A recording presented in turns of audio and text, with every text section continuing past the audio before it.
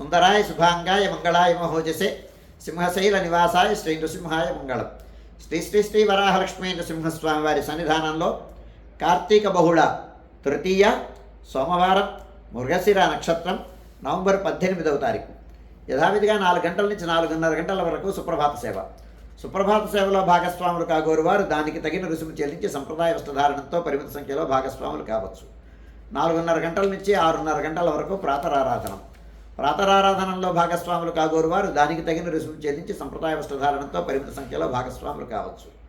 4:30 గంటల నుంచి 6:30 గంటల వరకు జరిగేటువంటి ప్రాతరారాధనలో భాగంగా నిత్యవేద పారాయణం, ఉపనిషత్ పారాయణం, దివ్య ప్రబంధ సేవాకాలం, అనంతరం ధూపసేవా సమయంలో చతుర్వేద పారాయణం, శ్రీరామాయణం, భారతం, భాగవతం, విష్ణుపురాణం, క్షేత్రమాహాత్మ్యం, వరాహపురాణం, శ్రీభాష్యం, భగవద్విషయం మొదలైన గ్రంథాలన్నీ పారాయణం చేయడానికి ఉపక్రమిస్తారు.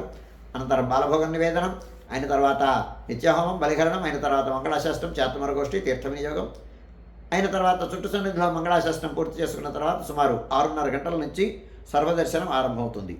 7:30 గంటలకు సహస్రనామార్చనం, 8:30 గంటలకు ఆర్జిత గరుడ సేవ, 9:30 గంటలకు ఆర్జిత నిత్య కళ్యాణం ఆరంభమవుతాయి. ఆయా సేవల్లో భాగస్వాములు కాగోరు వారు ఆయా సేవలకు తగిన రుసుము చెల్లించి సంప్రదాయ వస్త్రధారణంతో పరిమిత సంఖ్యలో భాగస్వాములు కావచ్చు.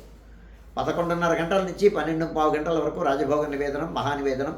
ఈ సమయంలో భక్తుల యొక్క దర్శనములు నిలుపుదల చేయడం జరుగుతుంది. మధ్యాహ్నం 12:15 గంటల నుంచి 2:30 గంటల వరకు సర్వదర్శనం కొనసాగుతుంది. 2:30 గంటల నుంచి 3 గంటల వరకు మధ్యాహ్న విరామం. ఈ సమయంలో భక్తుల యొక్క దర్శనములు నిలుపుదల చేయడం జరుగుతుంది. మధ్యాహ్నం 3 గంటల నుంచి రాత్రి 7 గంటల వరకు సర్వదర్శనం కొనసాగుతుంది.